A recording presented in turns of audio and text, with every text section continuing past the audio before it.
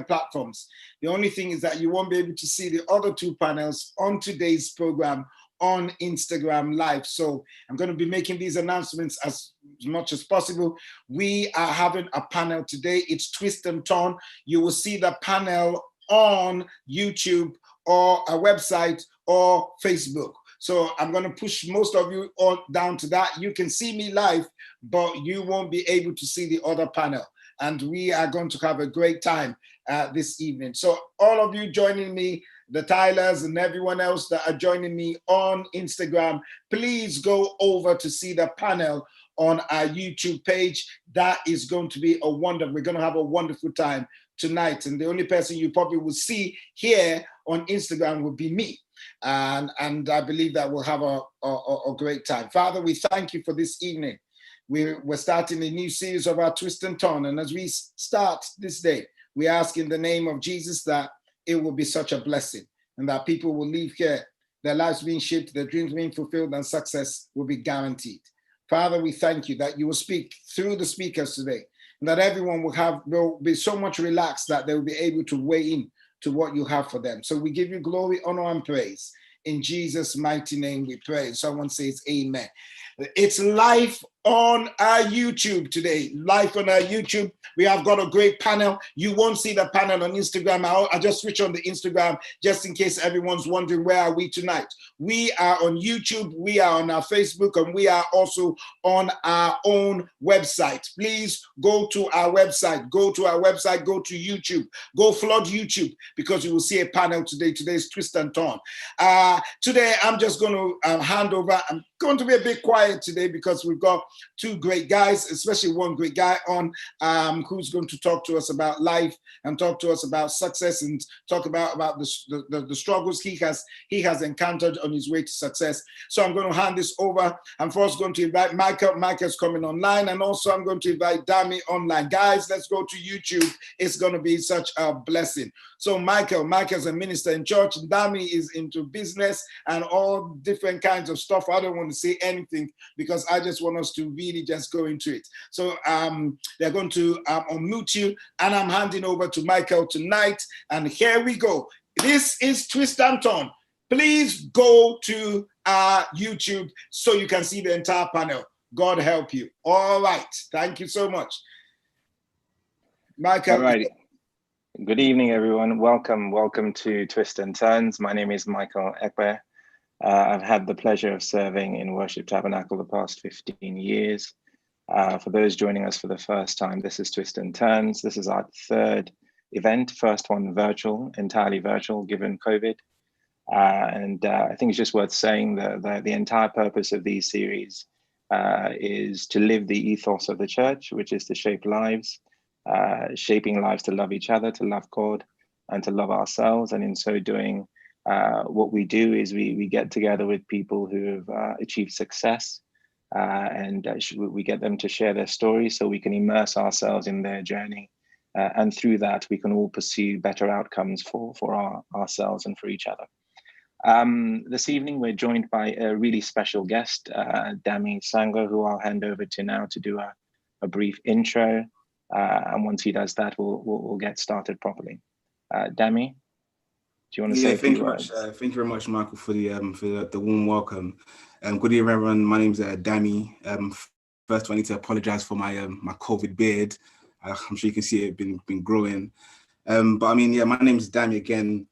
I'm currently working as a property developer, so I'm currently looking for plots of land to build residential dwellings or houses. Prior to that, I was working within banking, so I held a number of roles as a contractor at a number of different banks, as a project manager, also as a regulatory business analyst. So yeah, very excited to sort of share my journey with everyone, and hopefully people can sort of maybe pick up some things that I've learned, things I'm still learning as well in my journey. And hopefully I can be a blessing to people. Great. Before they go on, can I also say to those who are just joining us on Instagram, we are on YouTube Live. I know I have to keep interrupting. We are on YouTube Live. We've got a panel today, and it's going to be a great time. So please go to our YouTube Live or Facebook if you want to. Tyler will keep putting that message on as we go along, so I don't keep interrupting. Thanks, Tyler, for doing that. They will keep putting the message on. Go to our YouTube, go to our Facebook, or you can go to our website. It's custom live streaming on there. Thank you, Pastor. So Dami, I know the story, I know the journey so far, because we've spent a bit of time talking about this. And I remember our very, very first conversation, just talking about the daunting task of having to do this. Now we're here. I mean, how does it feel? It's quite something. No, actually feels fine. I mean, I think the build up was maybe something, but it's always been with me that the second I start something, I'm more or less just ease into it. So I feel like I feel like I'm good to go. I'm good. What about you? How are you finding it? You're already everyone knows that you're smooth, so this is easy for you. Honestly, so this is not about me. I see what you're doing, not about me at all. The spotlight's on you for sure. So I see you and I raise you. So you mentioned briefly that you're a property developer. Going back a few years, you were in investment banking as a contractor and so on. Success, it's been 18 months now since the last paycheck. And for the vast majority of people, that's where we all want to be, right? So what's the view like from the other side? The other side, I mean, I've only just got to I'm still in the transition of getting to the other side. So I'm still trying to find my feet. It's still something that you're learning every day. I mean, sort of when you go from the system before and when you're trying to sort of make the transition, I feel like you're just continuously learning. So I don't really feel like you find your feet initially. I mean, even the business people that I've spoken to, it's something that comes in time. And even people that have been doing it for a long time, they're still finding their feet. So it's a continuous battle to just keep on going, and something that people are just continuously learning. So for myself, I've literally just made that transition. And again, I'm still trying to find my feet, but I'm enjoying it. It's an enjoyable challenge. Amazing. So just so we do this the right way, let's go back through and look at the formative stages of your journey. I mean, from your earliest memories, if you could just talk us through what it was like growing up. Okay, in terms of growing up, so I'll just give a background on where I grew up. So I grew up in Bow, East London, so not too far from Mile End. I'm sure everyone knows Mile End. And I mean, in terms of memories, it was a good area. I'm not gonna sit here and slate my my hometown. It was a really nice area. From there, I went to primary school in the area as well. Had a good amount of friends. Grew up in a nice house with a great family. And I mean, just sort of going forward now, I have an older brother, so he was obviously a couple years ahead of me, and then he went to a notorious school in the area. I think we already spoke about it. I mean, the school is no more, and I think it's right that they shut the school. The school is no more. And what happened was that I mean, he would go out in year 7 and come back fairly late at times, and he'll say that he went to tennis or to play basketball with the school. And I feel like my parents, they saw where this was going, so they sent him to Nigeria, to the jungle, before anything could brew. So he went to Nigeria, and then he came back the following year, and then he was almost like a model kid. So they said, that we've seen that one, that you're going to follow him as well. So they also sent me, and that was basically how I started off. I finished primary school, and then from primary school, I went to the jungle. Amazing. And apparently that straightened you out, right? As you can see, I'm as straight as a ruler, so I think it did its job. What happened was, I mean, as you'd imagine, I mean, I was 11 years old, so sort of going there, it was a complete culture shock. That was like the first time I'd ever been on the plane, first time I left the country, and I remember just landing, and it was literally, I just saw a sign, and I was like, I want to go home, like, take me home, but my mom was like, no, we have a mission to do here. We're going to school here. So I went to, I attended a boarding school in Ibadan. I lived in Lagos, but I went to boarding school in Ibadan with my brother. And as you can imagine, it was very, very tough being out of your comfort zone and not really experiencing things that you haven't really experienced before. I mean, for example, I remember when they said it was time to wash clothes, I came downstairs with my clothes, I said, "Where's the washing machine?" And they said, I said, "Where's the washing machine?" And they started laughing at me. You grew up in the same neck of the woods. they show me the back of the woods, and they show me where to spread my clothes after I've hand washed it. So I mean, you learn quickly, and again, I mean, being completely different from the people that were there as well. I mean, although obviously we're all Nigerians and of the same culture, how we were brought up were very, very different. So it was up to myself and my brother to adapt and just try and just adapt to your surroundings and just get on. Amazing. So you, how many years in Nigeria? 2 years. Spent 2 years. So 2 years, and you head back, and you come back to the UK. You're in Bethnal Green secondary school, right? That's correct. That's correct. Yeah. So Bethnal Green, again, that's not really too far from where I am. Again, it was a good school. It was a good school. It's since changed into an academy, but at the time it was a good school. I mean, there was some trouble. You obviously had some people choosing certain paths that would affect them down the line. But overall, it was a fairly decent school. And I'll say that's sort of just getting back from Nigeria. I mean, when I was in Nigeria, obviously you know how it is with the cane and the emphasis on doing your homework and getting higher grades. I mean, also what I found was that in Nigeria, they made it very, very competitive, whereby they at every single term you would have a test, and at the end of the test, they would sort of rank everyone in the whole year. So the plan was to always try and at least get in the top 10, because you don't want people saying, "Oh, you're silly, you're stupid." So everyone was fighting for top grades. So when I came back to Bethnal Green, I mean, I was still in Nigerian zone. I was doing my exams, and I was smashing the classes. And then slowly but surely, I mean, that was year 8, year 9. And then year 10, I started to just tail off a little bit. And then by year 10, year 11, I didn't do as well as I perhaps should have done. So, I mean, for GCSE, I got some B's and C's, which at the time I was quite impressed with. But I showed it to my parents, and they said, "What's this?" And I said, "What do you mean? I got I got B's and C's. That's not bad, is it?" And they said, "Look, we know that you can do better. You know that you can do better as well." So they pointed out that I was doing myself a disservice, but at the time I didn't really see it. I thought they were sort of picking on me, but yeah, that's how I got my GCSEs. Your predicted grades were like 7 A's or something, if I remember correctly. I mean, it was fairly high. I mean, I would obviously speak to my teachers, and they would obviously give my parents the grades I was predicted to get. So I mean, I was predicted to get quite high grades, get some A's, and some of the highest in the year I was predicted to get. But it didn't really work out like that because I didn't put in the work, if I'm being honest. I just tailed off, and I was having fun, and I was just relaxing. I tailed off. And this is a trend that seemed to continue through secondary school into college, right? It did. Do you want to talk us through that? Yeah, so I mean, going into college, that's when I turned 17. So that's when you're allowed to start driving. And college, again, that was my first taste of freedom. I mean, in secondary school, you have to go to classes. In college, because I went to a college, as long as you do your coursework and you sort of do exams, they're not really monitoring your attendance and whether you're going to lectures or anything. So, I mean, I would just be gallivanting around, not getting out to mischievous or anything, just strolling around playing football when I shouldn't be playing football, when I should be studying. And I mean, before you know it, first year finished, second year finished, and my grades came out. And I mean, we've already spoken about what came out, isn't it? So what were those grades? Just so I remember correctly. Well, the grades I got UUE in college. I got UUE. So that's for A levels, right? Yeah, for A levels. So I got EEE. Yeah. Okay. Okay. I mean, so UUE is unique on many levels. I mean, you follow football, right? Yeah, I do. What team do you support? I'm a Man United man for my sins. Man United. Wow.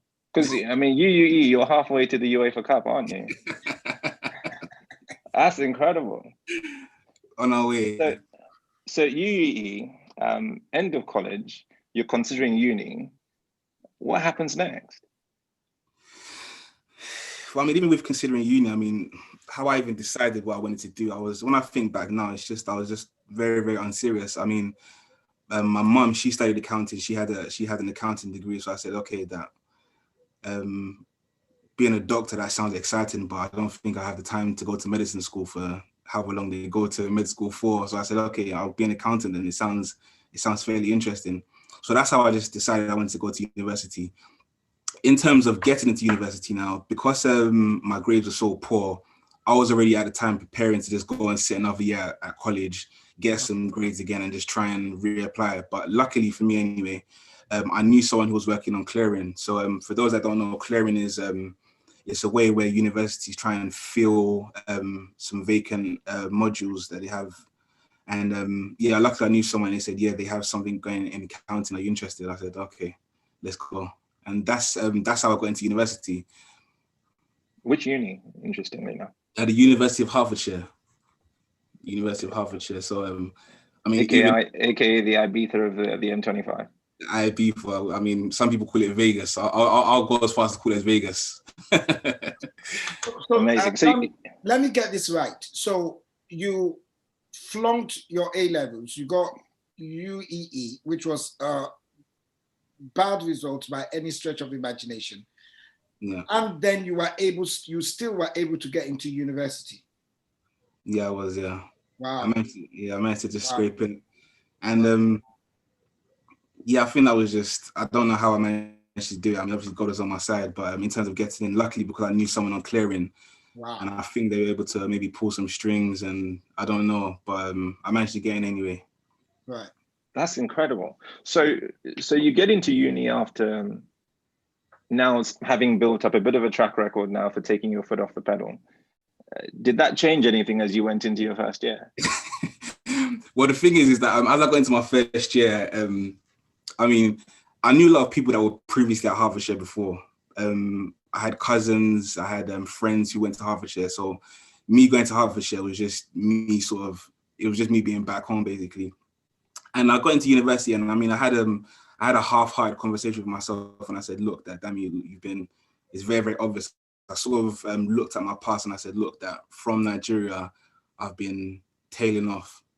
I completely messed up with college, and the plan was that once I get into university, it would be a completely new start. Right. So I'll try and go to lectures. I'll have my fun, but I'll try and go to lectures and at least try and build on it and try and build on myself and my progress, and eventually try to pick up. Right. So I'm sitting here thinking you must have. Before we continue, I'm going to end the Instagram so everyone should know where they're going to. So thanks, guys, for joining. Yeah. Continue. Yeah. Thanks, sir. So you must have smashed uni, given these circumstances, Dami. No, I didn't. I mean, getting into first year was obviously the freshers year, and again, you're away from home, the parties, everyone, I mean, all of your friends are there. And again, I mean, the whole year before you knew it, I mean, before I could even try and settle down and start reading my books, the year was done. It was time for exams. I hadn't read anything. And again, I just scraped through. So I think the pass mark that I got was around about, it was in low 40s. So I think you had to get 40% to pass. And I still remember sitting in one of my first lectures, and they said, all you have to do to get first is 70. And I said, is that it? And I said, I'm going home now. I'll get 70. That's a breeze in the park. And then before you know it, I was just scraping through the first year. So help me with this. I mean, I've got it on good authority that you sat at the front in your lectures at uni. So how could you be at the front? You're super motivated. You know you only need 70. You know you're going to smash it, and yet you still come out with just barely scraping by. What's going on? Michael. One thing you know about me is that if I'm not interested in something, I'm really, really good at daydreaming. So that was my thing. I'll just be sitting inside the lecture, and before you know, I'm really thinking about being on Wembley Stadium, playing football. I was trying, but I completely just zoned out, to be honest. Wow. Right. So first year, second year, things improved, right? They didn't. It was just more of the same. Second year was more of the same.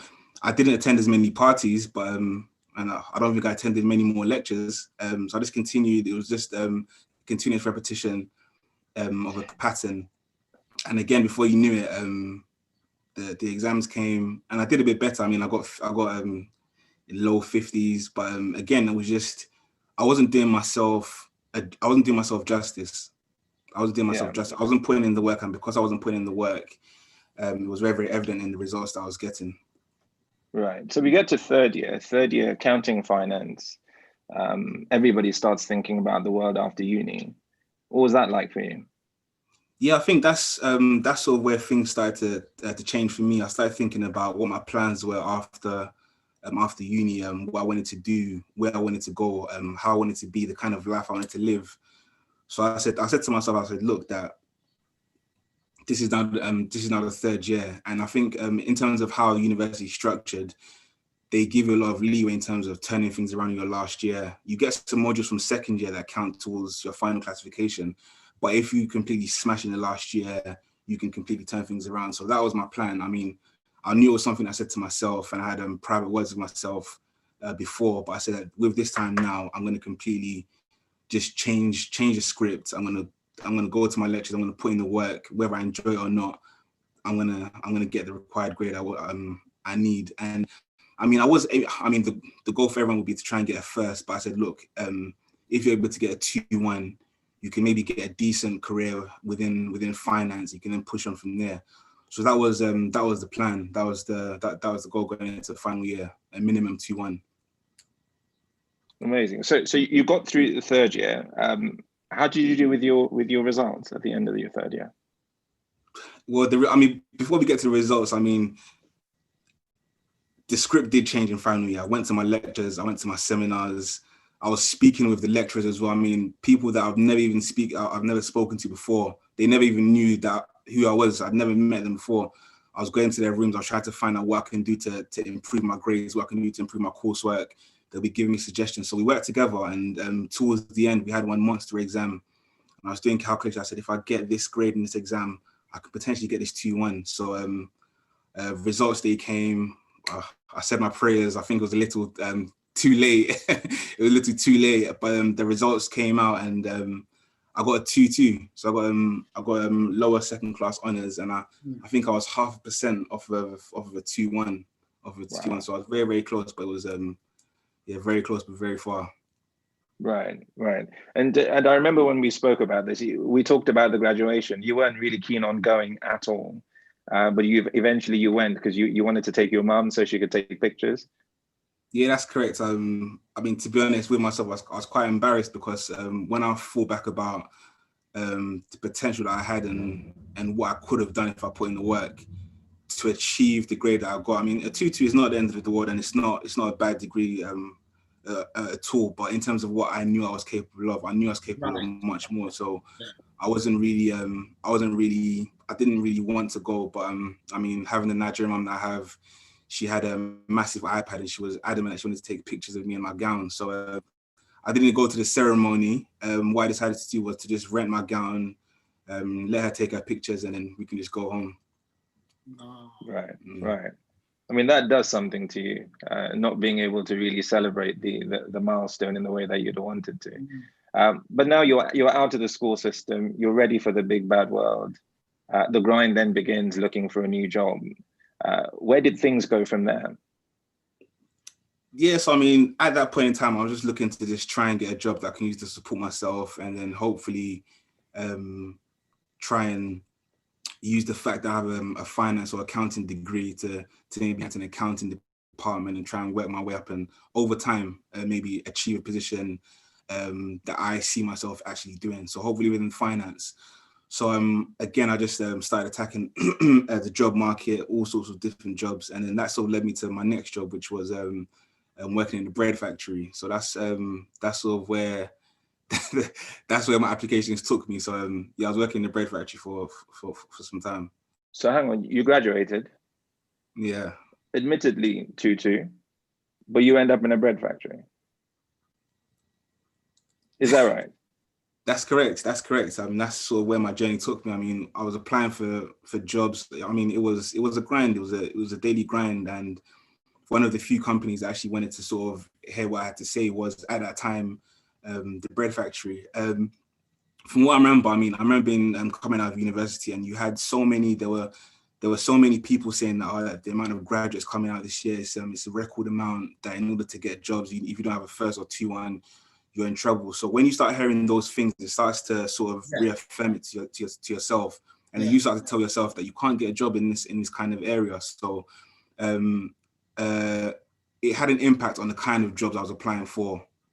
And when I would apply for a job that I thought that was deemed a bit too much for me, I would always approach it with hesitation. So when I'm speaking to a manager or a recruitment consultant, I wouldn't really sound like I really want to really do it. Do you understand? Yeah. So when I applied for the bread factory, I mean, because I felt it was something that I could easily do, they probably said, "Oh, we like this guy. Let's get him making bread," and that's how it works. Wow. So you must know your bread, right? I do know my bread, but I mean, even till today, I mean, pardon, sorry. Okay, so you were not working as an accountant; you were working as a baker. Yeah, that's correct. Wow. Okay.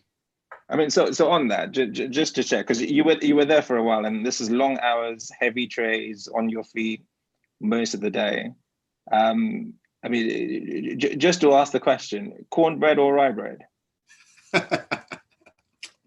None of them. I don't eat none of them anymore. Out of protest for what I went through, I don't eat none of them anymore. Wow. But I mean, as you said, yeah, it was long hours. It was it was like shift work, so you need 12 hours on, 12 hours off. The machines were so loud, so you have to wear headphones. You can't speak to anyone. It was something. It was very, very demoralizing. And when you sort of know what you can do and you know what you're capable of, to be working in such a place. I mean, there's nothing wrong with working in a bread factory, nothing at all. But it wasn't for me. It wasn't for me. Wow. So you were doing this, and you were applying for jobs at the same time. Well, when I could, I mean, by the time I get back home, it's time to sleep, and by the time I wake up again, it's almost time to go back. So, initially, it was a bit of a struggle, but again, you have to just. I had to find the time too, otherwise, it would have been a continuous cycle, and it would have just been something that would have kept on going on. So, I decided to just try and just keep on applying for jobs when I had the time. So, how long before your first break? Pardon, sorry?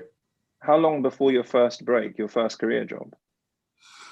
Well, I mean, I had the job at the bread factory, so I was working there for like 3 months. And what they would do, I mean, how they would sort of entice people to stay is that they'll give you quarterly bonuses. So that was something that they used to offer. And then on bank holidays, they would always give you maybe double or triple pay. Right. So my older brother, his birthday is on January 1st. So almost as a ritual, what we used to do every single year was that we would go to church, and then from there we'd hit the clubs. That was the yearly plan. So they said, "Oh, Danny, before you sort of consider that, we're going to give you triple pay." And I said, I mean, straight away when they said that, I mean, I did consider it. I'm not going to sit here and say I didn't, but again, when I sort of realized that that's the kind of chains that they can put on you, or that's the kind of things that they can just sort of use to hold you in terms of, or rather than letting you go. And I said, I mean, when he said that, I said, "Thank you very much. I really appreciate the opportunity here, but this job is not for me." So I gave him back his steel toe cap boots, and I said, I have to go, and that was it. So I left again. I mean, I left there with not having a job lined up. Wow. So you broke the golden handcuffs, didn't do the triple pay, quit on the 31st of December, no job, went into the new year. So you then started applying for jobs again, right? Yeah, I started applying for jobs. Yeah, 100%. I just I started going flat out with applications. I started meeting recruiters, I think, and they'll put me forward for jobs. However, again, my CV was weak, where I had no experience. And again, I had weak grades to back it up. So I was in a difficult position. So I was speaking to a lot of people to find out whether they had any openings. And luckily, one of my close friends in his company, they had an opening for a junior admin consultant, and it was an accounting firm. So I said, this could be something here. All you need to do is just get in and then work your way in, and then maybe in 20, 30 years, you could be in a decent position. So That's what he did. So he put my CV forward. I had an interview with the manager. They liked me, and I got the job. So that was the next step. Amazing. So you've got this job, first steady job related to your career. Everything is going smoothly, right? So how long were you there for? I was there for 2 months. I was there for 2 months. But I realized very early on that the job that I thought that was for me, it wasn't really for me.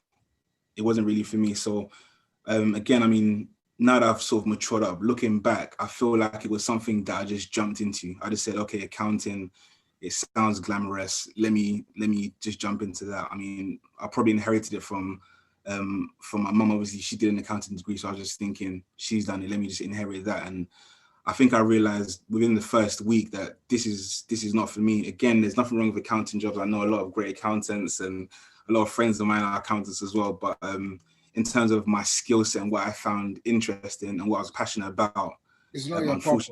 It wasn't your purpose. It wasn't mine. No, not for me. So that's when I had to go home and just think, okay, what is the next steps? I mean, I could actually sit here, even though I know this is not my purpose or what I want to do with my life, I could accept it and do this for the next 40, 50 years, or I could go and find out what is for me.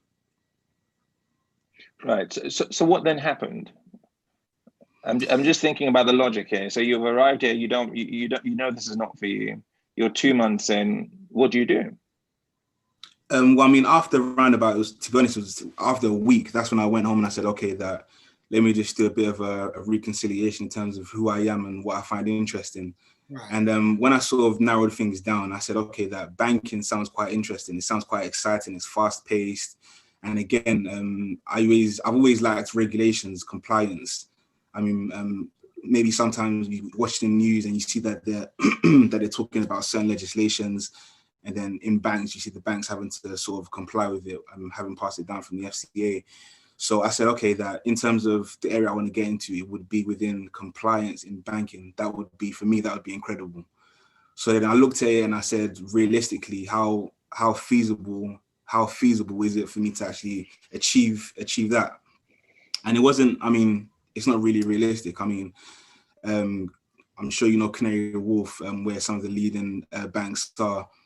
In order to get those kind of jobs, you need to have at least, number one, gone to a top uni, even from a top uni, get a top grade, yes, and then at least have some experience to back it up. So, I mean, there were three things that I was lacking all of them. Hertfordshire wasn't the best at university. My grades, I went to Hertfordshire and I got a 2-2 from there. And they always actually go back to your college, your A-level degree, and to A-level results as well. And yeah, when I looked at mine and I saw those 3 letters, I said, "There's not a chance.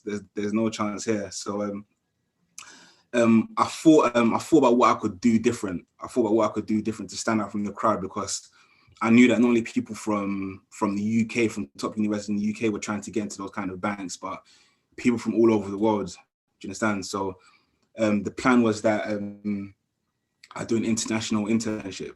That was sort of one thing that I said, okay, let me try and do something different, where they would look at my CV and say, this person is actually different.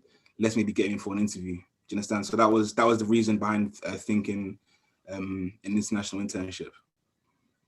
Right. Okay. And so you start looking for this whilst you've got this other job. So how did you go about getting your first internship then? Okay, so the plan was, there are a number of companies, and what they do is that you pay them a fee, and then once you pay them, they provide you with accommodation and with also an internship as well. So they have relationships with companies around the world. And there are a number of companies that do this. I mean, some companies are focused on Asia, some focus in America, some Africa. And I was just trying to think of what area I would like to maybe go down. So, I mean, I first of all thought of Europe, but I thought that Europe would be a bit too close to home. I thought about America, but I had a lot of family in America. Not that I would need to stay with them, but the culture is fairly similar to the UK culture. So I wanted to do something completely different, whereby someone would look at my CV and say, I need to see this guy. Do you understand? So right. In the end, I decided to go to China, to Beijing, for an internship. Wow. So so I went to I spoke to a few companies. We had conversations about what I was looking to achieve from the internship, and then there was one in particular that stood out to me. So in terms of their values and ethos, it was a match, and and they actually said that, yeah, we have a great company for you to come and work for. It was a financial company as well. It was a trading company. So although I didn't have plans to work in the trading area, the fact that it was in trading would give me something significant to work with once I came back. So I said, okay, I'm all in. I'm all in. Right. So did you speak Chinese at this point? No, no, I didn't. I could just Did about you know McDonald's. That's about it. Well, you knew nothing about China. So you take this internship, I gather, right? Well, I mean, I accepted it. So, I mean, what I did was that with the current job I had within accounting, I handed in my notes and I said, thank you very much. Again, I appreciate you giving me this job, but again, this is not for me. I've got an internship in China, and they thought I was crazy, but sometimes you have to do things that you think is best for you. So what I did was that I gave him my notice, and then I left for Beijing. I packed my bags and I went to Beijing. And I mean, the next part of the story, what happened was that once I got there, I remember landing and meeting the director of the company. So he met me at the airport. We spoke. He said, "Yeah, welcome to Beijing." And then he said, "Oh, I'm sorry, just to let you know, I should have probably told you before you came, but we've actually filled up all of the positions in the company. So you're not going to be able to work there. However, we have a fantastic internship for you at a bookshop." And I said, "Pardon, sorry." So he said, yeah, he had an internship available at a bookshop, and that's what happened. So let me jump in there. I know there's a question that has come up, but we would ask that question in context of the story. I'm fascinated. So I don't want to interrupt the flow, and we will answer that question.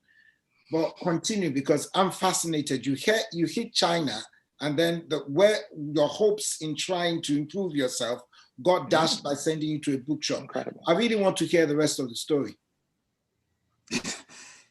Yes, I mean, that's what happened. So when I heard that, I mean, as you can imagine, I was livid. I mean, I left my job.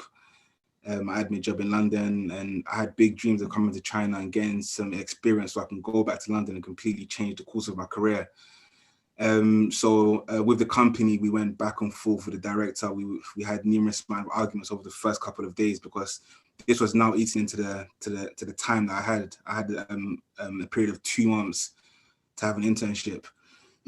So after some back and forths with the director, what he said was that he said, okay, that what we'll do is that we'll give you a refund. However, what you need to do is that you would need to get out of accommodation today, and you need to sign an NDA as well, an NDA that says that you can't really disclose what's happened to you with this company. Yeah. Wow. So you're in China, you're effectively stranded. You got a 2-month visa. The job you went for no longer exists. I mean, I can't even get the words out. What was your mindset? How did you feel? You know, you're in a foreign country, you don't speak the language. Yeah, I mean, as you would imagine, I was deflated. I was completely deflated. I mean, I remember sitting in the lobby and I had nothing. I was even thinking to maybe phone the embassy. Maybe they can send me a private jet to come and bring me home. I was completely deflated. So what I did was that, luckily, I keep on saying luckily. I'm sure God has a play in this. But when I first got to China, I mean, interns would always go out on a night out just to sort of get familiar with other interns. So when I was kicked out of the accommodation, I remember just being in the lobby and I was just trying to think of my next move. I didn't know what I was going to do. I had nothing. The money that they refunded me, it hadn't even cleared in my account yet. So I had nothing. I had a few of their currency, and that's about what I had. And at the same time, one of the other interns came in and they recognized me from the first night.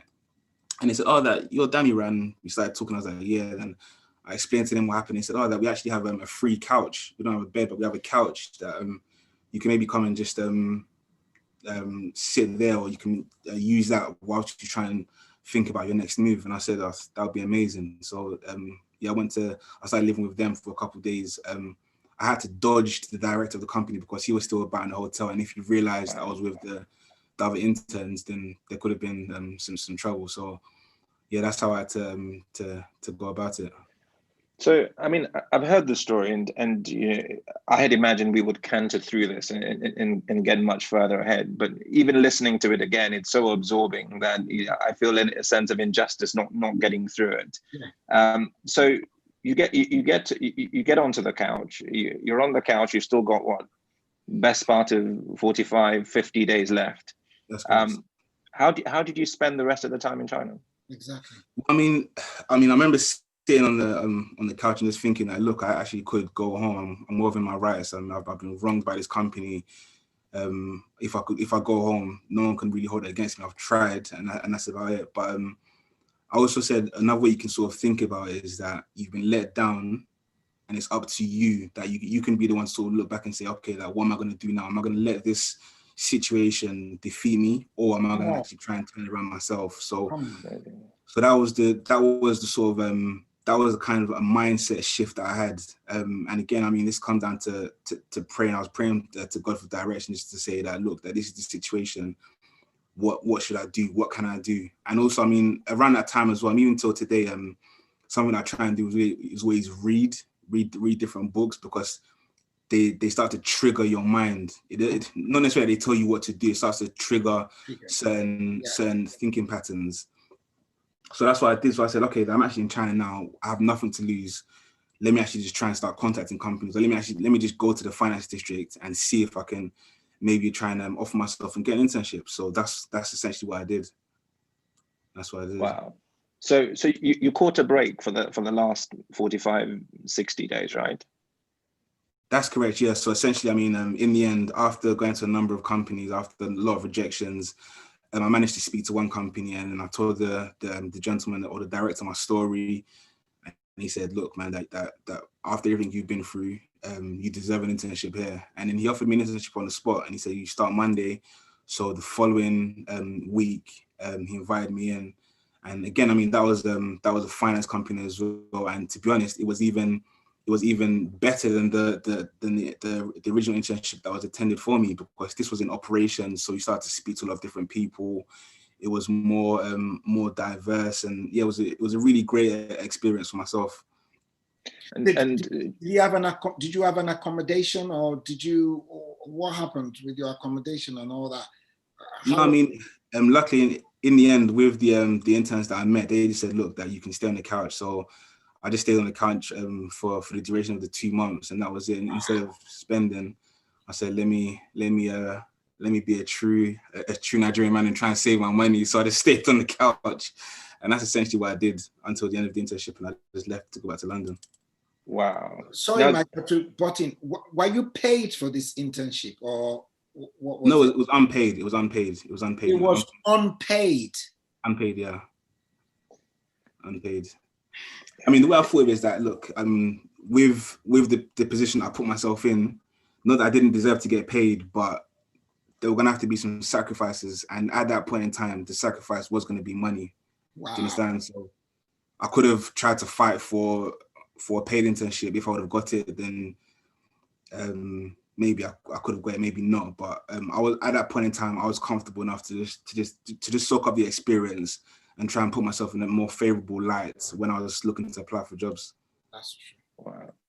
So there are a couple of things you mentioned, which we're going to come back to, and just to encourage those who are watching, we will have time for questions. So please feel free to write them up and post them on YouTube, and we'll pick them up as we go along. Now, the objective, Dami, was to go and do this international internship, differentiate yourself from others in the market, come back to the UK with a bang, and get a job, right?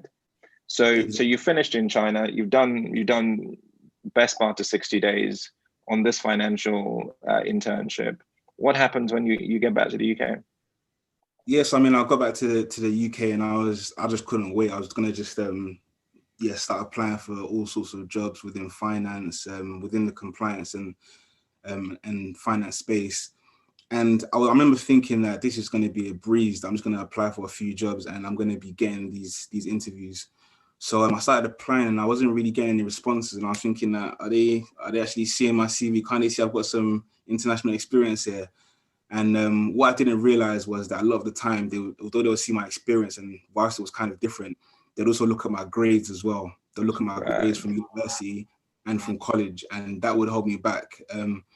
Even till today, I remember going for a number of interviews, and we'll speak. That you can tell that they were looking to potentially hire me. And then once they see my grades, their face will just,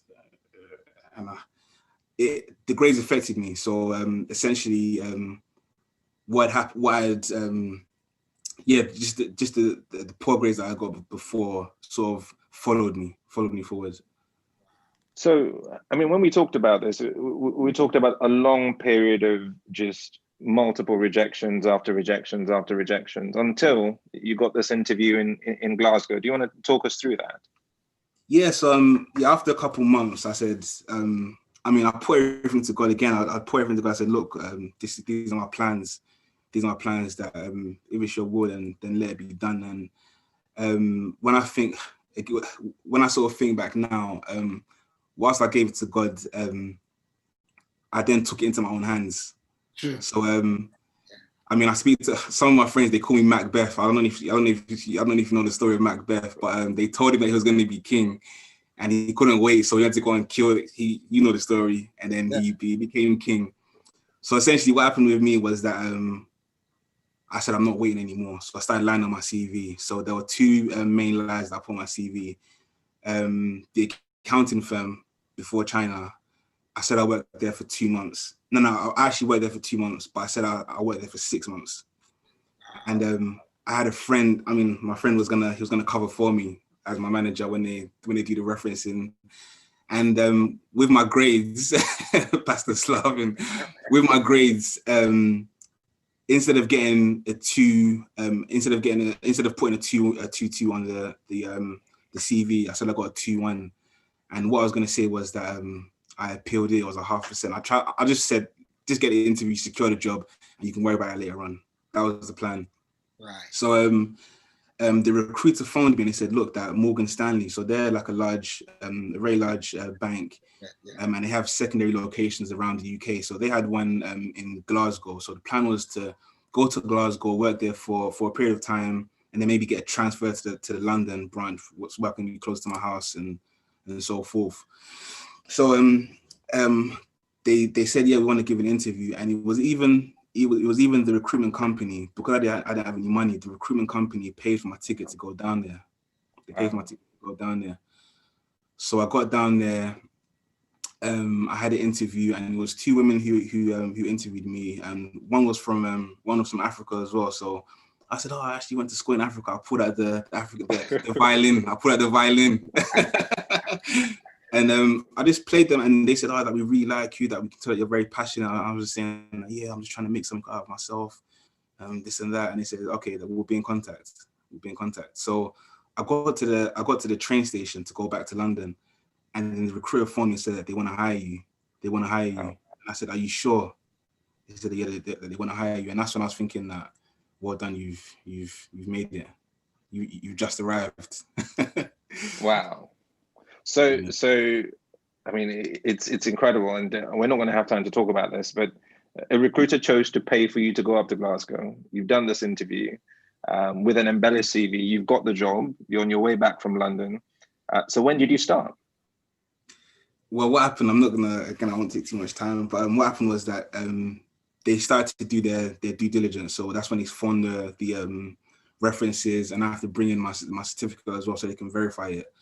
So my certificate, when I got it, I just put it under my bed. So when I then got the request for it, I looked at it and I saw lower second class honors, and I says, what am I going to do? I was even thinking of how am I going to forge this document? But then with these documents, it has the watermark thing that you can't mess about with this one. So I went into the office. I was looking for him. They said he's not here now. So I left it with one of his colleagues. He phoned me the next morning. I couldn't even sleep that night because I knew the phone call was coming. And he said, damn you said you got a 2-1, but that's not what we're seeing here. So what's going on? I started waffling. I appealed it and they didn't get back to me. So I assumed I got a 2-1. He said, okay, that will, let me try and phone Morgan Stanley, see what they will say about it. So he phoned me later on that day. He said, okay, that luckily we're still in the clear, that they still like you, no issues. I was like, that I don't need to worry anymore. Then they phoned my references. So, I didn't keep things real at the accounting firm. I think when they phoned my colleague who was going to cover for me, I think he went to lunch. So he went to lunch at Yeah, maybe he was just hungry. I don't know. We'll have to ask him why. But he went to lunch anyway, and the call got diverted to my original manager. So when they said, "Oh, that we're looking to speak to Danny's manager," she was like, "Oh yeah, I was his manager. That he didn't work here for 6 months, not here.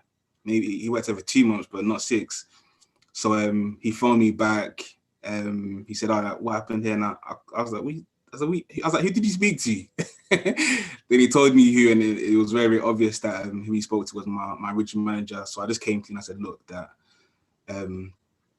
I lied about the time, but I was getting desperate. I was getting desperate. Again with the university grade thing as well." And then he went back to Morgan Stanley, but even by that time, I knew what was going to happen, and I completely understood. I mean, I'm not going to sit here and say that I should have still got a job. I painted myself in a certain light, which is not who I am. But when you get desperate, you start doing things out of the ordinary of things that you would normally do. And I mean, just taking it back to sort of who I am. When I think back now, I gave it to God. I should have just left it with him and said that, look, that eventually, if it's going to happen, it's going to happen, rather than me trying to be Macbeth and take it to my own hands and be king. So that's essentially what happened. So I was withdrawn from the application. Even the recruiter as well. I sort of damaged the relationships between the company and the recruitment, between the bank and the recruitment company. He spoke to me, said, "Damn, look, not to worry, that anytime I get a job, I still put you away." But I never heard from him again, so I was almost blacklisted. And it just caused more harm than good. Although I was quite tenacious and I wanted the job and I wanted to sort of move forward, I caused a lot of trouble there. No, I mean, I would, if we had more time, I'd have wanted to dwell on your mindset after that and how you recovered and so on. But perhaps we'll pick that up in questions. So where did the first big break then come from? Yeah, well, I kept on applying, and then luckily after a few more weeks, I mean, I was getting more and more, not upset, but I was getting disheartened. So even when I was applying, I was doing it half-heartedly. I wasn't really expecting any feedback, and then out of the blue, one recruiter said, "Oh, we passed your CV to JP Morgan, so that's another tier 1 investment bank," and they said that they wanted to interview me. And again, with that one, I was shocked, but this time I had no time to worry. I had no reason to worry. My CV was clean. I was completely pure, and I said, "Okay, let's go to the interview. Let's go to the interview." So then I went to the interview, and I had a chat with the with the manager. I let him know of my intentions. This was based in Bournemouth as well, so this was another secondary location. I let him know of my plans to work with him, to learn from him, then maybe get a transfer to London, and that's what we did. I left the interview. I had another interview with his manager, and again the next day they offered me the job. They said, "Yeah, we really like you." Wow. So this is Bournemouth based. How long were you there for? I was there for 6 months. So I literally just started renting a place out there.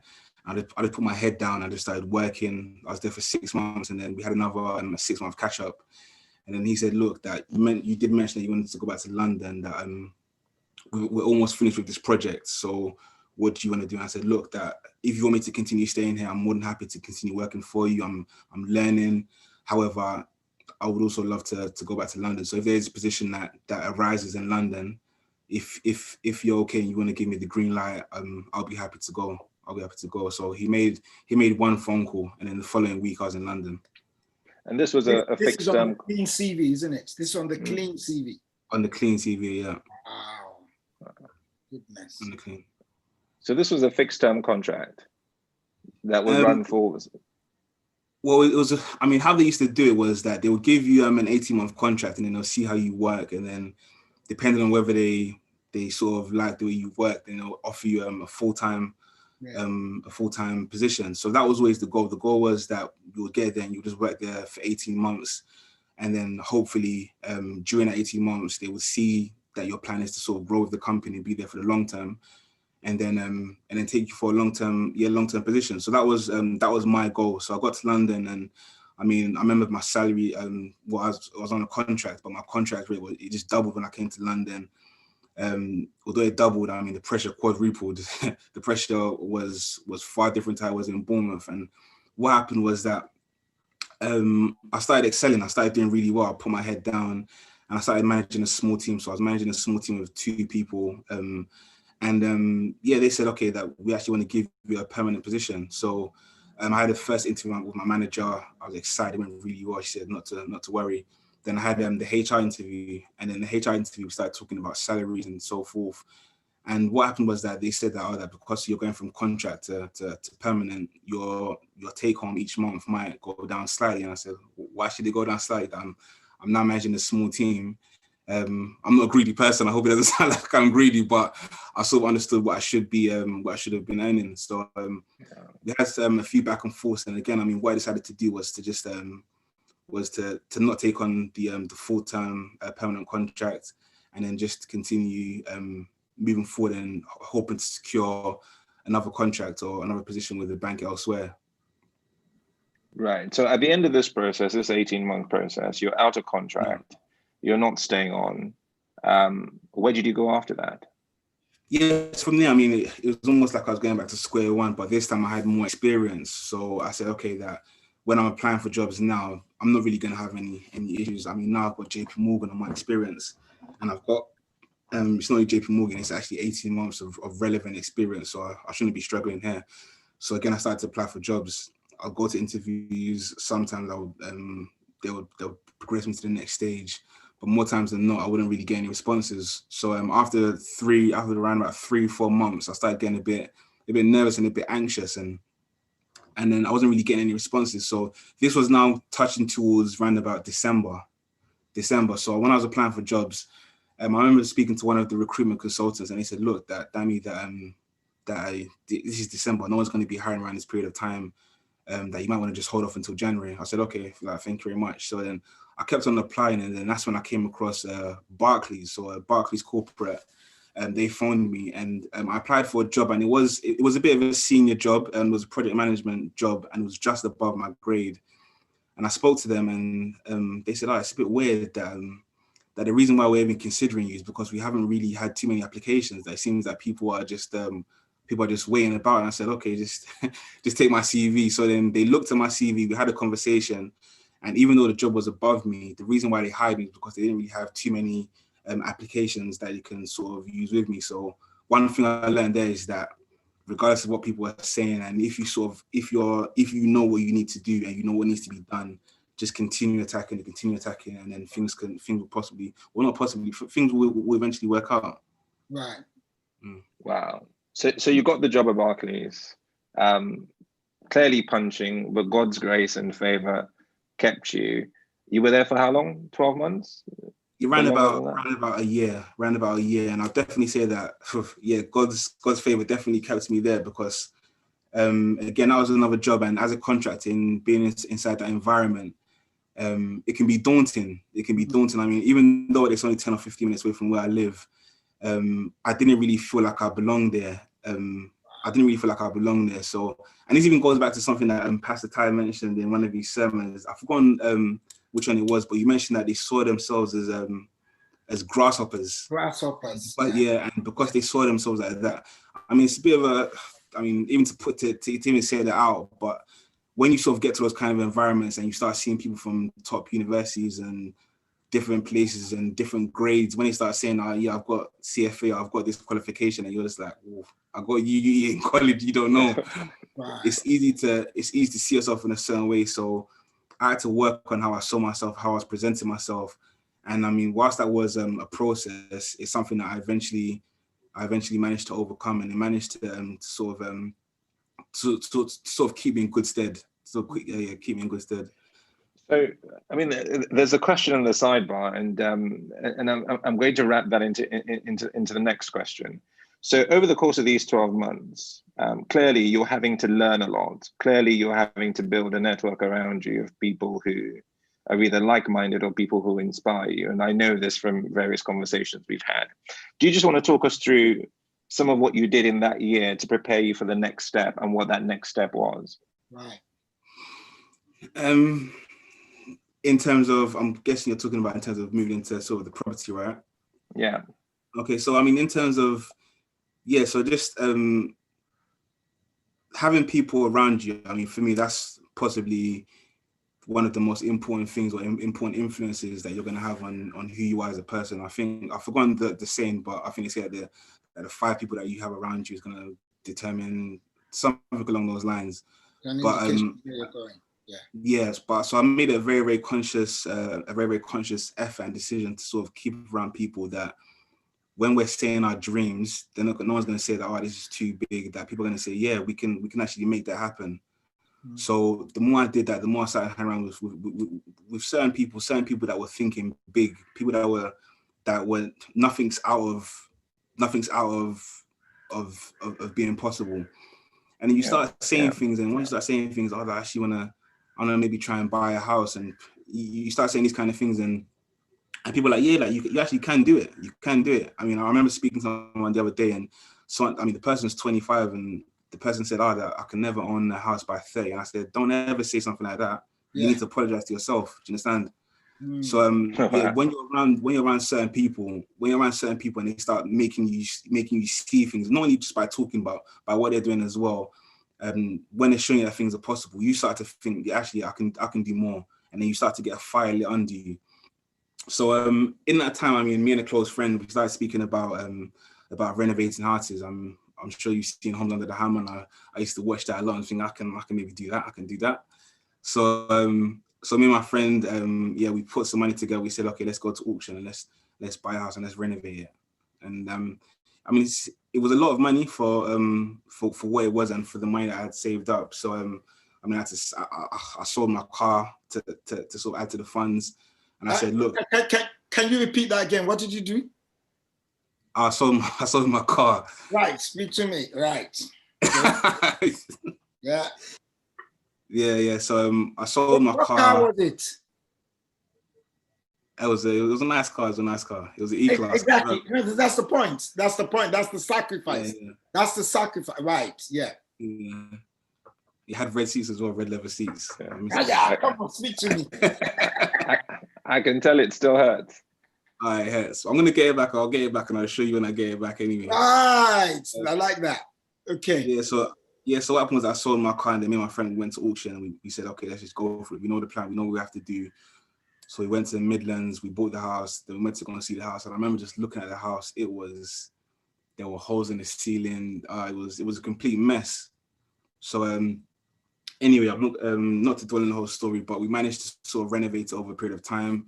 We're waking up 5 a.m. We're driving down there, back and forth, and then in the end, to see the end product. Obviously, we didn't work too much on it ourselves. We did some stuff, but we managed to orchestrate the process from start to finish, and then to put onto the market, and then to sell it, and then just to see the finished product. When I looked at it, I almost cried. I remember seeing it, I said that this is the biggest achievement of my life. Not even that I've just bought a house with a friend, but we managed to turn it around. It was beautiful, and I said that this is something I can spend my life doing. So I now went back to work, and I said, okay, that I now know the long-term goal. Whilst I'm in banking and I'm enjoying it, and it's progressing me and I'm growing, I know the long-term goal. I want to get into property, and I'm going to work towards that. Amazing. And a couple of things, and I know you didn't get time to mention this, but going into Barclays, you had no idea what you were doing, and you had to pick up the phone and call somebody on your first day at work because you had to draw some process maps. But maybe we can pick up on that another time. But on the thing about building a close-knit set of people that are like-minded and inspire you. I managed to become a fly on the wall to one of those conversations, and I have it on good authority that you're the sort of person that you'd be the least knowledgeable going into the room, and when you leave the room, you take it upon yourself to go and learn, and invariably you learn and outperform all of the people that were in the room with you. So, for instance, everybody says we're going to invest in X. And you may know nothing about investment. Well, you go away, and by the time you come back, you're leading everybody on how to do that. Wow. And I think it's important to say that it's probably not the sort of thing you would say yourself, but I thought I'd just call that out. So you're back in banking, you're focused, you're thinking, this is the sort of thing I want to do. I've learned a lot through this difficult first purchase. Just talk us through the next phase. So coming back in, squared on, focused on generating enough cash to then go back out and start doing property deals? Yeah, so essentially that's exactly what I did. My contract at Barclays finished, and instead of hanging about or being in between jobs, I managed to get another contract at another smaller bank. I was working at a place called Rabobank. So I was there for for a year. And then once I left there, I actually went back to JP Morgan. There was another contract position available.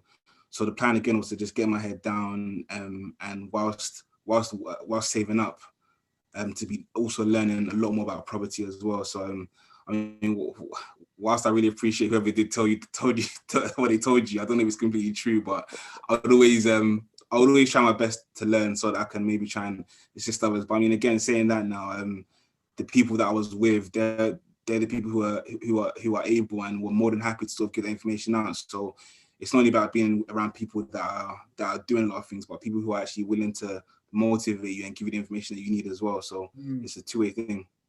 Yeah. So you got to the end of JP Morgan, which was your last job, and when did that finish? That finished in November 18. So it takes a certain type of person to be able to save as much as you did, get to the end of November 2018, and you've not looked back since, because you've been doing deals ever since. Is that right?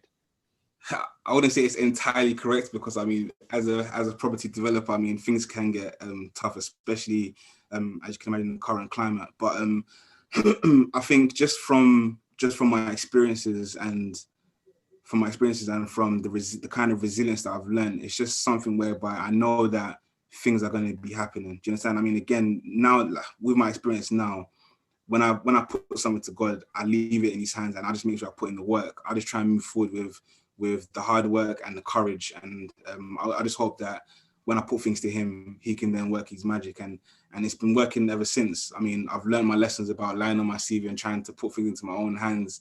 It's just about moving forward with courage and hard work, and with the hope that things pan out. Right.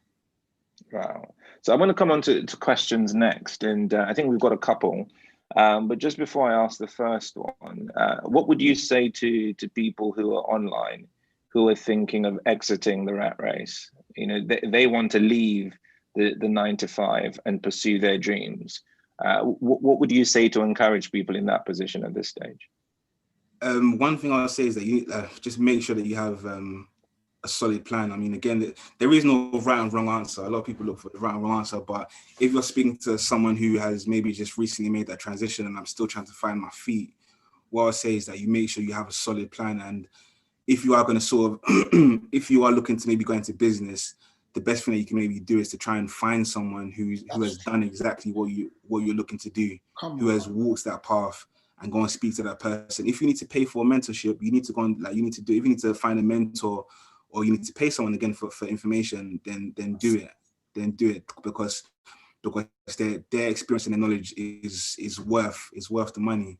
So having a solid plan, and again, just putting your faith in God.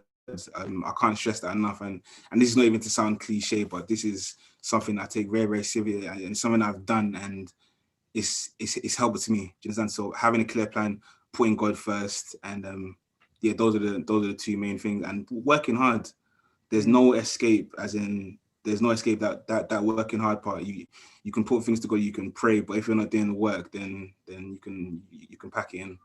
You have encapsulated what we've been saying over the last few weeks about laziness and about training that we said last week, that the way to change your character, your whole stuff, is to find a mentor, you understand, and train under them. Many people don't want to. What took you to China and made you stay there in adverse conditions was not, as I said on Sunday, it's best to learn before you earn, because after you've learned, then you start earning. And most people want to earn and then learn. And the truth of the matter is, the twists and turns of success is majorly trying to learn, get training, not only information. A lot of people love information, but a lot of people don't want to put in the hard graft work. And what you said is so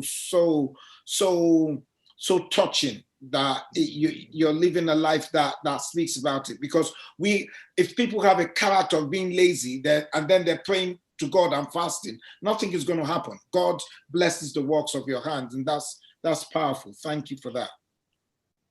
Amazing. I mean, Dami, just coming to the first question, how did all of these experiences help your spiritual life? What was that like throughout all of the ups and downs over the years?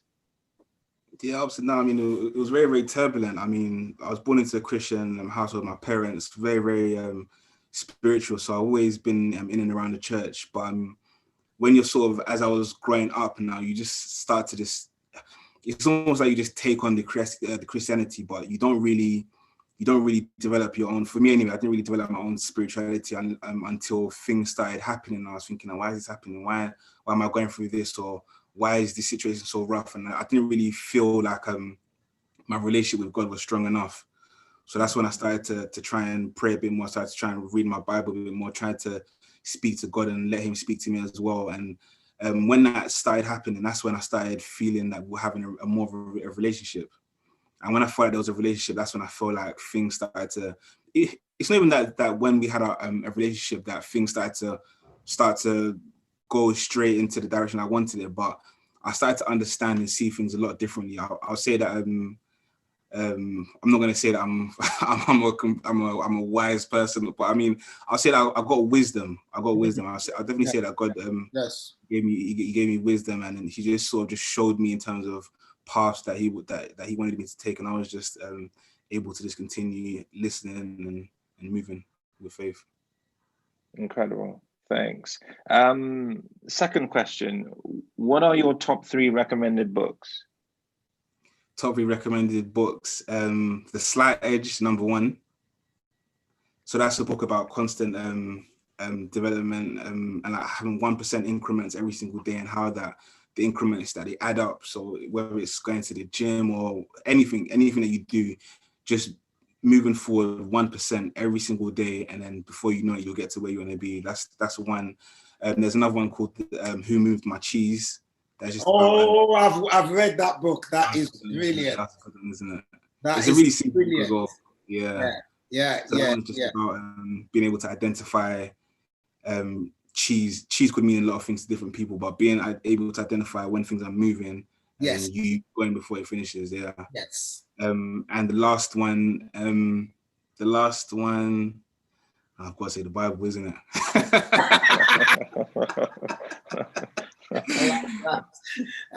I like that.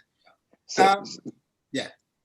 No, I was just going to say, so that's Slight Edge by Jeff Olson, I think, and Who Moved My Cheese by Dr. Spencer Johnson. We can drop that into the YouTube link if people want to pick that up. Pastor, you were going to come in. Yeah, I know our time's fast spent, and this is so riveting.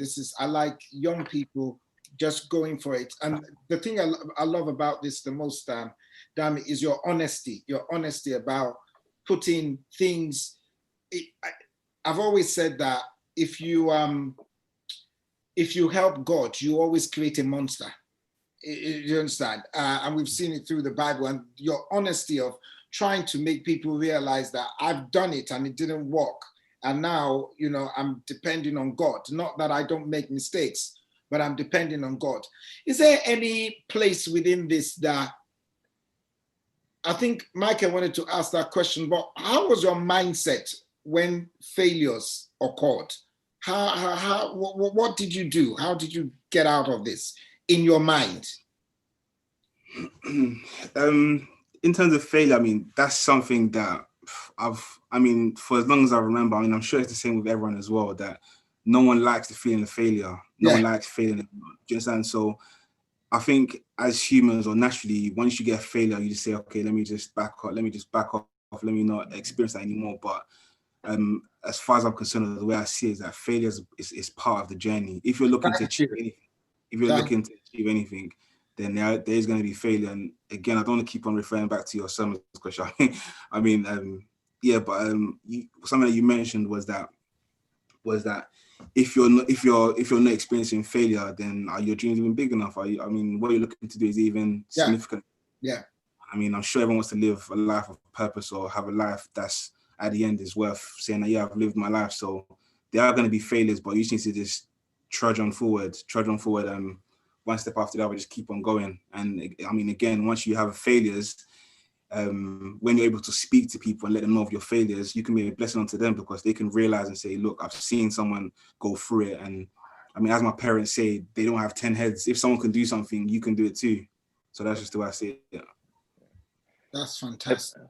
I think it's quite staggering because it's obvious that even listening to what you've described today and knowing that there's so many other things that you haven't touched on, I think what's quite clear is that you were able to train your mind to deal with disappointment after disappointment after disappointment, and to do that as a young person, thinking about it from Hatfield to Glasgow, from Glasgow to Beijing, from Beijing to Bournemouth to London, is just it's difficult to put together. And I know you've said you're now a property developer, and that's quite a big leap from a property investor to a property developer. And we're not going to have time to go into that. But it's just worth mentioning. There are a couple of things that you do, and if you don't mind me just asking. So I know you're really passionate about sharing your lessons, and you recently reached a milestone birthday wise, not to remind you about your age, but there's something that you do in terms of talking to secondary school students, just trying to help people. Do you just want to say more about that? Please do. Yes, I mean, it's just something I've been doing over the past couple of years. Once I sort of looked at my experience and I realized that there are a lot of people that I can maybe sort of potentially help and guide. So speaking sometimes at school, that's something that I've been doing. And I think during this lockdown, because I had a bit more time, I've just been writing about some of my experiences. So I'm currently just putting together just a small ebook, something I could use to share with people, just to sort of outline my experiences, lessons that I've learned. I've titled it 30 for 30 principles I've learned for my 30 years. I know I look 21, but 30 principles that I've learned that I can hopefully share with people, and hopefully just people can read it and maybe take a few things that they could use whilst going forward in their journey, wherever it may be. Amazing. Big congrats and huge well done. So having achieved all of this, you just said you're 30, you've done an enormous amount. What's next? What's on the horizon for you? To be honest, I don't feel like I've done that much. I mean, it's been a bit of a whirlwind journey with twists and turns, but I don't feel like I've achieved as much as I would. I've achieved a bit, but I'm still on a journey. There's still a lot more to achieve, so I can't rest on my laurels because we saw what happened when I rested after Nigeria. So I can't rest too much then. We're trying to push forward and trying to achieve set goals and just keep on smashing. That's about it. Amazing. And what's your motivation? Because one guy told me one time, I was and sorry guys, I know some people were really on the Wild Wide Web, so people will throw negative stuff, but I'm just using this as an example. I met a guy when I was traveling, and he was going into business class, and I was like, why are you spending money in the business class? And he said to me, he says, it's not what I'm running to that motivates me, is what I'm running away from. And he says he runs away from sitting in economy, and so he works hard to sit in business because 90% of because he's a talker, 90% of his business deals are done in his business class or first class. So he says, that's what motivates me. That's what I'm running away from. It looks very cheesy to some people, but you'd be shocked at what motivates someone. I'm motivated because of where I'm coming from. I never want to go back there. What motivates you, even when you hit hard times? Yeah, so again, I mean, that I think it's similar to you that for me, there are two main motivations. Number one is, again, I think the fear of going back to where I've been. I have no plans or any intentions to go back there. But I think more importantly, I'm looking to motivate and show other people that things can be done when you put in the work. Do you understand? So, I mean, there's so many people that I speak to, and when I say, look, if I can do it, you can do it too. And once you see the change, or I mean, there are people that maybe I haven't necessarily helped them get a job, but I've seen their mindset change after we've spoken, and I've seen them get jobs. And once you see them change, I mean, for example, there was one young woman I saw, and she was so shy, and we spoke, and then she got a job, and then I went to go meet after like 6 months. She said, "Yeah, damn, let's go to the restaurant there." She was just, you could just see that she had a newfound confidence in herself. So being able to see people grow and develop, or people from different areas where they don't really feel like they can achieve things or go to certain places, being able to sort of impact them and see them move on, that's something that I really enjoy, and I think like, yeah, that's what motivates me. Wow. That's still the motivation to help people than rather be selfish and just do it by yourself. That is great. That's great. Yeah, Michael. And I mean, I suppose that links to something we discussed yesterday as we start to round up. And just briefly, when we spoke, we talked about the fact that for previous generations of us ethnic minorities, it's very much been every man for themselves. And every man on their own tower, expecting people to look at their success. And when we spoke about this, it's probably worth just teasing out some of your perspective on this, because you spoke quite passionately about making sure that other people don't have to answer the same questions you've had to answer, because you've already answered that and you're making that available. Is it just worth just teasing some of that out, just so that for those of us in the audience who are like-minded, and also for those of us who may perhaps haven't made that transition, to recognize that we all have a duty of care for each other to help us all find a better outcome. Yeah, I mean, I definitely agree with you there. I mean, I'm not really the person. I don't really like being the one to sort of tell people what to do, but I feel like a lot of people, like where we are in terms of our experiences, no matter how small or how big, we always have. There's always at least one person who could hear something that you have to say and says, "Wow, that can actually change my situation." So I feel like, how you said, it's almost like a moral obligation. I mean, for me, I feel like it's almost criminal if I don't share my experiences, the kind of things that I've been through. So yeah, I just feel like if anything that I can or anyone can do to maybe assist or point someone in the right direction, for example, line on your CV, that's something that if someone says that they want to do, I won't even let you do it. I won't let anyone do it. So I've learned my experiences, and I just hope that people will learn as well. Incredible.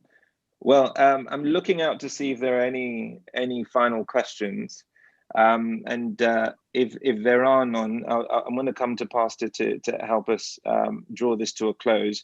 But just I've got a quick question here. Someone wrote here, it says, what are your top advice for temporary contractors on buying a property compared to a permanent worker? Speak to your accountant. That's not what do you think? What do you think? As in terms of whether it's right to buy one? Yeah, so someone is a temporary, like he's contracting. What advice would you give them if they need to buy a property? If you want to buy a property, I'll say go for it and buy a property.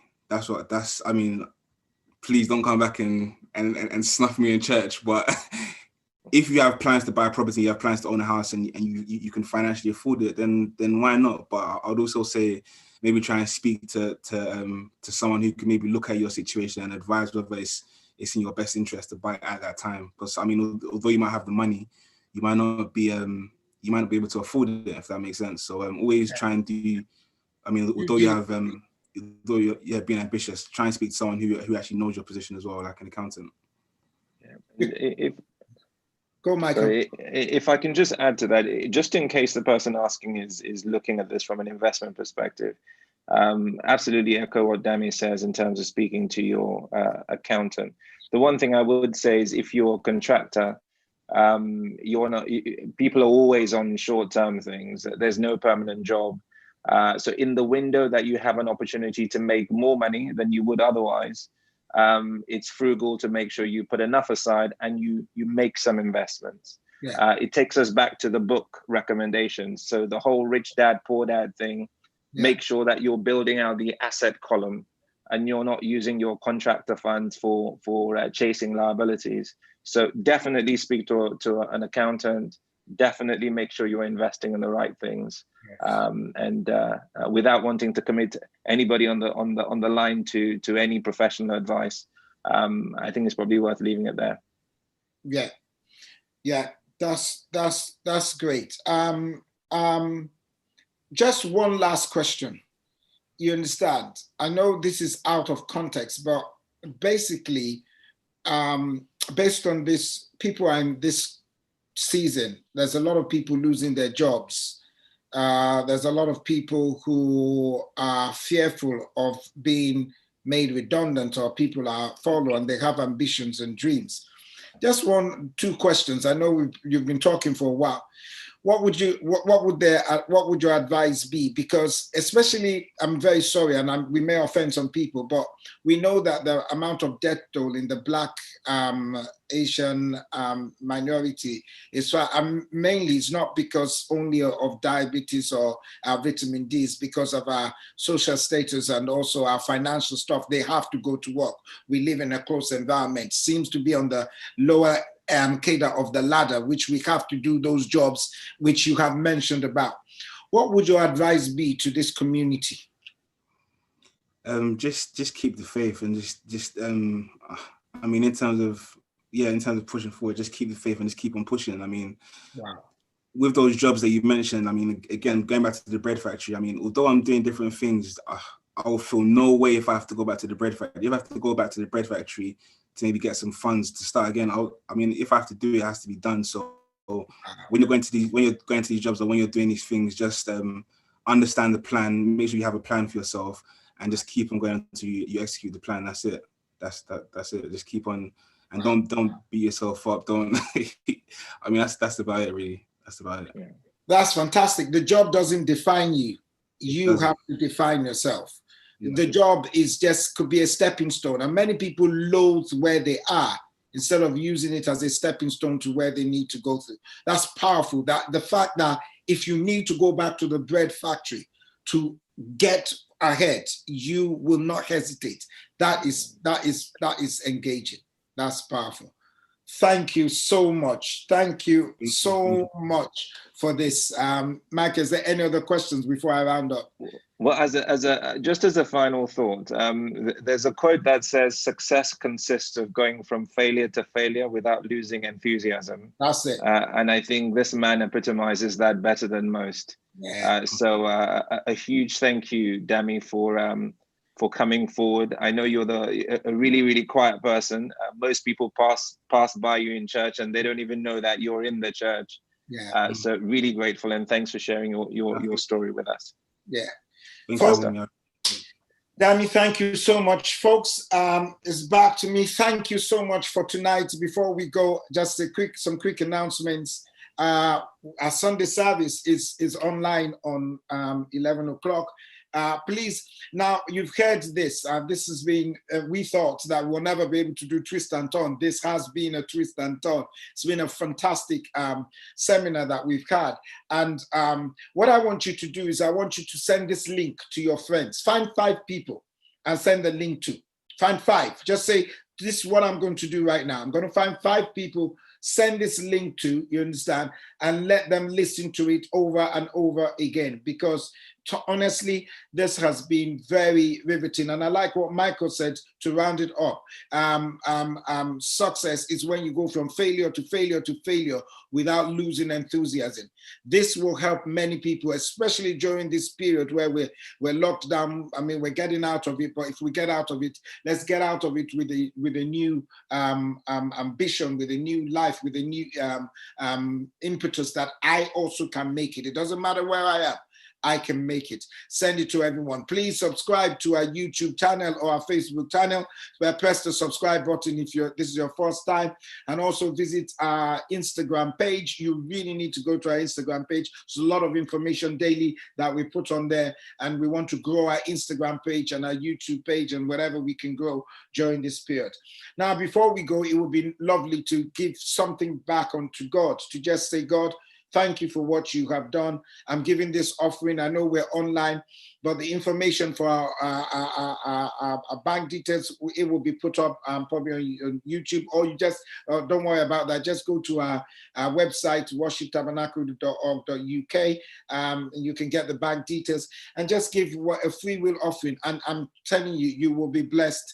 And I'm sure that it will be a blessing. And we're using it to bless people. I'm telling you, my wife still went out today and phoned someone who has a car, was so generous to say, I want to do some deliveries. Do you have anyone? So we bought food for some families and they've gone to deliver it today. You are doing a great job, Worship Tabernacle. We want to just encourage you to keep doing that, because lives are really being shaped during this period. The fact that people know we love them and we're caring for them during this period is great. And I know those who we're caring for, God is setting you up to also be a carer for the future. What you're going through is an indication of where God wants to take you to. So thank you. So please do that. And let's pray over our offering. Once we finish this, if you still want, you can give it immediately. We finish this and God will bless you. Lift up whatever you're using and do it with me and say, my God is able to make all grace, every favor and earthly blessing come to me in abundance, that I may under all circumstance, whatever the need be, self-sufficient, possessing enough to require no aid or support, and I will be furnished in abundance unto every good work and charitable donation. If you believe that, shout a loud amen. Well, God bless you. We meet again on Sunday at 11 o'clock online, Worship Tabernacle in your house. And thank you so much for being online. Share this with everyone you can, and God bless you. May the grace of our Lord Jesus Christ, the love of God, and the sweet fellowship of the Holy Spirit be with us now and forevermore. And because we dwell in the secret place of the Most High God, we will abide under the shadow of the Almighty. We will say during this period, you are our shield, our refuge. In you would we trust. God bless you, everyone, and I would see you on Sunday.